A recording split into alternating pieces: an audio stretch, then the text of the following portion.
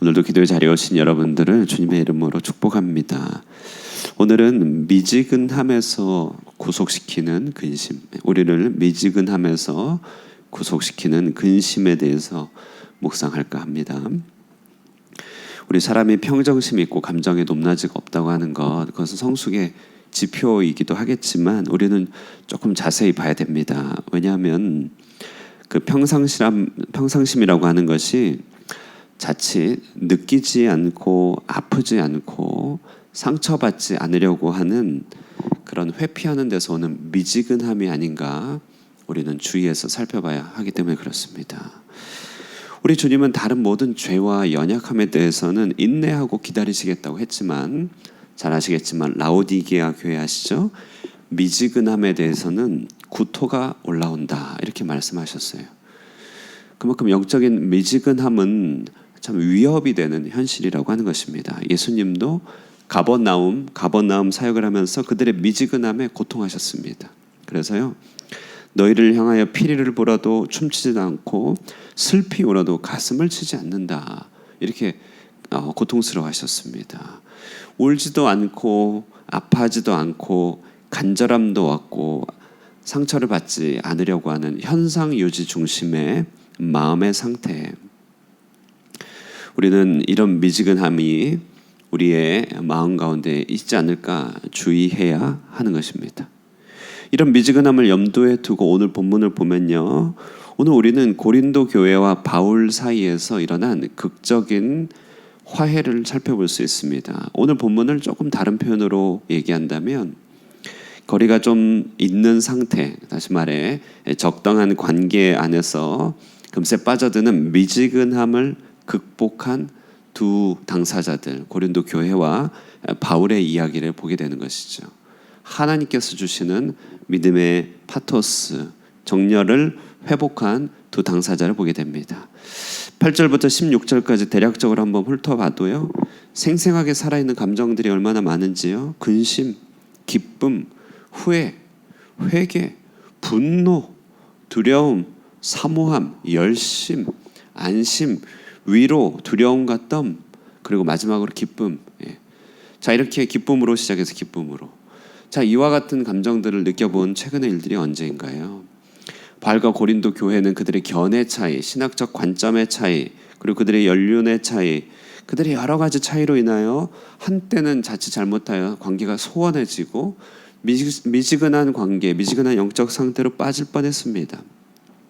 그러나 그들의 부단한 노력과 하나님 앞에서의 순종과 깨어남으로 그들은 영적인 위협, 미지근함의 위협을 극복하고 마침내 산자들의 땅에 서게 된 신앙의 위인들이 되었던 것이죠. 미지근함 신자의 이름과 어울리지 않습니다. 미지근함은 이미 그 자체가 우리가 죽어가고 있다는 신호입니다. 미지근함이야말로 못 사역자와 성도들이 빠지기 쉬운 대로 큰 길이죠. 큰 넓은 길입니다. 그러므로 오늘 우리는 이런 미지근함을 어떻게 극복할 것인가 좀 묵상하면 좋겠는데요. 고린도 교회처럼 우리도 극복할 수 있고 또 이 시대도 극복해야 됩니다. 이때 우리가 생각해야 될 것은 미지근함을 극복해야 하는, 구속하는 근심이라고 하는 묘약에 대해서 우리가 생각해 보게 되는 것입니다. 11절입니다. 11절 한번 길지만 함께 읽겠습니다. 시작. 보라, 하나님의 뜻대로 하게 된 이 근심이 너희로 얼마나 간절하게 하며 얼마나 변증하게 하며 얼마나 분하게 하며 얼마나 두렵게 하며 얼마나 사모하게 하며 얼마나 열심 있게 하며 얼마나 벌하게 하였는가. 너희가 그 일에 대하여 일체 너희 자신의 깨끗함을 나타내었느니라. 오늘 근심이 뜻밖의 한 일에 대해서 얘기하고 있습니다. 근심이 7가지 하나님의 성품을 창조했다고 말합니다. 근심이 하나님의 마음에 이르게 했다 얘기하고 있죠. 반복해서 말씀드립니다만 고린도 전서를 쓴 바울, 그 이후에 고린도 교회는 더 혼란에 빠졌습니다. 디모데를 급파하여서 상황을 파악하였지만 디모데는 그들의 상황이 너무나 걱정스러워서 바울에게 보고하였고 바울은 그들을 한번 방문했습니다. 그러나 12절을 보면요, 그 불의를 행한 자라는 말로 묘사되고 있는데요, 그 중에 한 사람이 대표적으로 공개적으로 바울을 비난했고 바울은 그 자리에서 일종의 면박을 당하고 그냥 다시 자신이 사역했던 곳으로 간 것이죠. 그때부터 바울의 에베소 사역과 그 유럽 사역은 마음에 큰 눌린 가운데 있었습니다. 문제는 고린도 성도 중에 누구도 바울을 엄호하거나 변호하지 않았던 것이죠. 문제는 이것이 문제가 되는 것은 바울 개개인의 명예가 중요한 것이 아니고 하나님의 사역, 하나님의 복음이 사장될 뻔했다는 것에 있습니다. 그러니 그 누구도 쉽게 말해서 복음에 대한 열정, 열심이 없고 미지근해져 있었다는 것이에요. 이 모든 상황에 대해서 바울은 근심하기 시작했습니다. 그들의 영적 상태에 대해서 제대로 근심했습니다. 편지를 써서 고린도 교회가 자신의 영적 상태를 보게 하였고 이 편지가 고린도 교인들을 근심시켜서 바울이 너무 근심에 빠질까 근심하게 될 정도였다고 얘기합니다. 여러분, 나 자신과 누군가의 영적 상태에 대해서 이 정도로 근심한 적이 있습니까? 바울의 편지는 적중했고 그들의 마음에 생명에 이르는 회개가 타오르기 시작했다는 것이죠. 근심이 묘약이 되었다라고 하는 것입니다. 자, 그러므로 오늘 이 한 가지 묵상할 건데요. 근심은요 우리에게 생명이 묘약이 되도록 근심은 우리에게 생명이 묘약이 되도록 하나님의 도구가 된다. 이 사실 우리가 굳게 붙들어야 됩니다. 우리는 근심할 것에 대해서 제대로 근심해야 된다. 이것이 오늘 첫 번째 주제인 것이죠. 무너진 영적인 현실에 대해서, 하나님에 대한 무감각에 대해서, 세상의 즐거움과 세상 근심에 빠져 사는 모습에 대해서, 주께 열심 없는 태도에 대해서, 육적인 생활 습관과 습관적인 제약들에 대해서 이런 모습이 나 자신과 사랑하는 이들에게 나타날 때 제대로 근심할 줄 알아야 우리가 살아난다. 이것을 오늘 먼저 깨달아야 됩니다. 이런 어떤 미지근함들이 우리에게 닥칠 때 우리는 마치 에스더서의 하만이 유대 민족을 멸하려고 하는 계획을 보듯이 그렇게 근심해야 한다는 것이죠. 제대로 근심해야 됩니다. 어떻게 제대로 근심합니까? 우리의 근심이 일일이 앞서 나온 7가지 하나님의 일을 이룰 때까지 근심해야 됩니다. 우리의 근심이 간절함으로 나타날 때까지 근심해야 됩니다.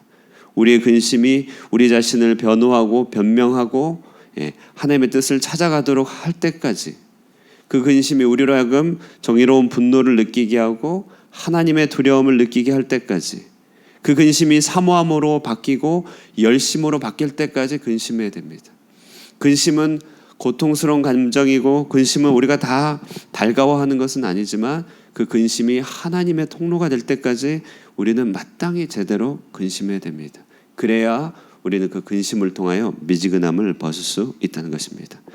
자, 두 번째, 우리는요 이 근심에 대해서 생각할 때 세상의 근심에 대한 맞불로서 영적인 근심을 쏘아야 된다는 것을 말합니다. 자, 여러분, 오늘 이렇게 말씀을 나누고 영적인 얘기를 나누다가 세상으로 나가면 세상의 현실이 너무나 어렵죠. 정치, 경제, 사회 보다 보면 근심할 일이 쓰나미처럼 몰려옵니다. 엄청난 인플레이션, 경기 침체, 기후변화, 생존을 위협하는 현실이 우리로 하여금 마음을 답답하게 합니다. 정말 근심이 되죠. 자, 그런데 여러분, 이런 종류의 근심은요 넓게 보면 우리 주님께서 근심하지 말라고 한 범위 안에 들어가 있는 근심이죠. 여러분, 제가 속편한 얘기하는 것 같아 죄송합니다만, 그러나 주님의 말씀에 의하면 넓게 보면 우리 천부께서 아시고 공급하길 원하시는 근심의 영역입니다. 주님은 근심한다고 키를 한 자나 더 할 수 있겠느냐 이렇게 얘기하셨죠. 그런 근심의 부분이에요. 우리로 하여금 뿌려진 씨가 자라나지 못하게 하는 종류의 근심이라고 하는 것입니다. 근심으로 해결이 안 되는 영역입니다. 자, 그러나 영적인 상태가 해이해지고 하나님을 찾지 않는 것, 이 같은 근심스러운 상황 속에서도 하나님께 대한 기도와 간구가 올려드려지지 않는 이 세상에 대한 근심, 이 근심은 주께서 일하시는 근심이죠. 그러므로요 주님은 부자 관원을 근심시켰습니다. 자기 만족에 빠진 제자들 근심했죠. 자, 세상 근심이 쓰나미처럼 몰려올 때 거기에 눌리지 않는 방법은 도리어 우리는 영적인 근심으로 맞불을 놓는 것입니다. 생존의 현실이 근심될 때 도리어 자신과 세상의 영적 현실을 극적으로 더 걱정해야 됩니다. 울지 않고 가슴을 치지 않고 기도하라고 전 세계적인 두려움을 주신데도 여전히 향락을 추구하는 세상에 대해서 심히 더 근심해야 됩니다. 세상 근심은 영적인 근심으로 맞불을 놔야 됩니다. 1917년이죠. 우리나라 정말 근심스러운 때였습니다. 1917년, 1910년에 한일합방 냈죠. 일본이 우리나라를 호시탐탐 물고 경제적으로 복속시키고 모든 것을 수탈해 가기 시작하는 그때요. 세상 근심이 얼마나 많았습니까? 그때 그러니까 1907년입니다. 그러니까 그런 일이 일어나기 조짐이 일어나는 그때요. 1907년 어떤 일이 있었죠? 평양에요. 장대현 교회에서요. 사람들이 모였습니다. 모여서요. 근심하기 시작했죠. 세상 근심을 영적인 근심으로 맞불을 놨습니다. 그때 하나님께서요. 엄청난 역사를 주셨죠. 일제 36년인가요? 그 통치를 능히 감당할 만한 영적인 기량과 기도 제목들 하나님의 불을 부어주셨던 것입니다. 그게 흔히 말하는 평양 대부흥이라고 하는 것이잖아요. 세상 근심을 영적인 근심으로 맞불났습니다. 우리에게도 그런 시대가 펼쳐진 것 아니겠습니까? 세상에 근심될 일이 너무 많지만 거기에 눌려서 어떻게 우리가 문제를 해결할 수 있겠습니까? 주님의 방법은요. 도리어 영적인 근심으로 맞불을 놓으라 이렇게 얘기하고 있습니다. 자, 말씀을 정리하면서요. 오늘 이 같은 근심이 일을 하여서요. 결국은 이들에게 기쁨이 회복됐습니다. 복음이 회복됐습니다. 신뢰가 회복됐습니다. 근심을 할 때 근심하니까 기쁨이 회복되더라. 주님께서 우리로 하여금 근심케 할 때 온전하게 제대로 근심하니 그들의 심령이 회복되더라 이렇게 얘기하고 있습니다. 우리도 마찬가지입니다. 오늘을 살아가면서 하나님께서 성령께서 우리에게 주시는 영적인 근심들이 많은 줄 압니다. 그 근심을 있는 그대로 주님 앞에 올려드려야 됩니다. 근심이 일을 하도록 해야 됩니다. 근심이 7가지 올바른 감정을 불러일으키도록 해야 됩니다. 세상 근심에 대해서 영적인 근심으로 맞불을 놓을 때 우리는 능히 극복할 수 있습니다. 오늘 이처럼 미지근함에서 우리를 구속시키는 근심이라는 묘약을 붙들고 진심으로 주님을 기쁘시게 하는 그런 복된 참된 근심 가운데서 주님 앞에 나아갈 때 기쁨을 회복하는 하루 되시기를 주의 이름으로 축원드립니다. 기도하겠습니다. 살아계신 하나님 아버지, 주님의 음성을 듣습니다. 이 세상에 근심될 일이 많고 참 죽을 일이 쌓였습니다. 찬송에서 말한 것 같은 그 같은 두렵고 어려운 형편 가운데 살아가는 이 시대, 우리 스스로 문제들을 해결할 수 없어 주님 앞에 엎드립니다. 그러나 주님, 세상 근심은 우리로 하여금 사망에 이르게 할 뿐임을 고백합니다.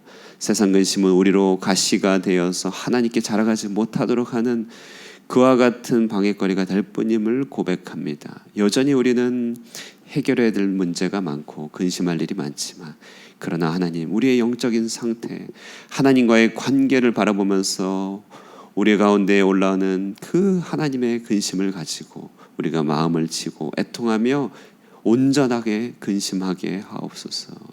하나님 뜻대로 하는 이 근심으로 말미암아 우리의 심령이 온전히 회복되게 하여 주시고 세상의 두려움을 능히 이겨나가는 하나님의 역사를 맛보게 하여 주시옵소서. 이 같은 근심들이, 참된 근심들이 우리 교회 안에 하나씩 쌓여갈 때 성령의 강권적인 역사가 있게 하여 주시고 모든 문제들을 능히 해결하시는 하나님의 권능의 역사들을 맛보게 하옵소서. 오늘 아침에도 같은 기도 시간 되기를 원하옵고 함께 하실 주님을 찬양하오며 예수님의 이름으로 기도드리옵나이다. 아멘.